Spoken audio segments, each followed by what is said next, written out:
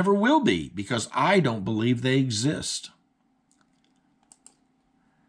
I reject the conventional wisdom on what gravity is. Rather, I have a new theory of gravity that I'll present just very briefly in the next few minutes. Now let's look at this submarine. You'll see here this submarine's pushing water in the front. That's high pressure. Behind the sub is low pressure, where the water flows down the sub and runs into it. We see here submarine moving through the water. It produces a low pressure area. Let's call it a mini vacuum behind the sub that's got to be filled with the other medium, in this case water, as the sub moves through that medium. A tiny little bit of, well, an amount of vacuum back there anyway. Well, I argue we exist in a medium. The medium is space-time. And this fellow's walking, but I don't mean to imply movement. I mean to imply existence. The fact that we exist in space-time as our medium. Existence is in the middle of nothing. You know, I said nothing is nothing, but here I'm arguing that existence exists in the middle of it. So you have to excuse that. But existence is here. It's spreading out into nothing. Nothing is a perfect vacuum. Space, of course, is a vacuum, but it's certainly not perfect. There's all kinds of stuff out in our universe. But imagine where there is nothing.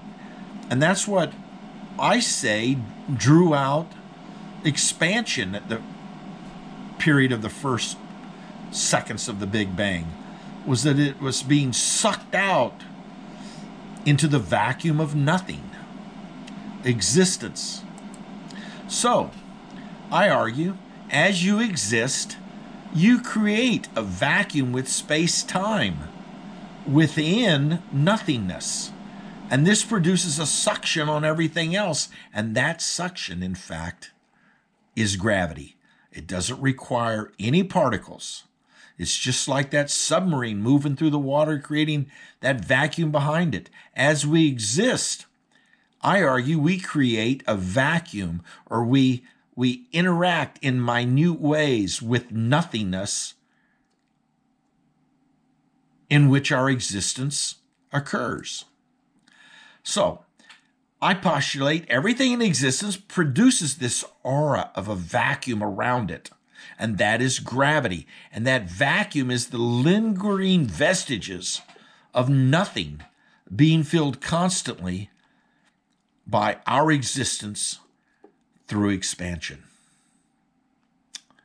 Well, in conclusion, gravity is produced. There's no gravitons. Everything that exists has an associated degree of gravity.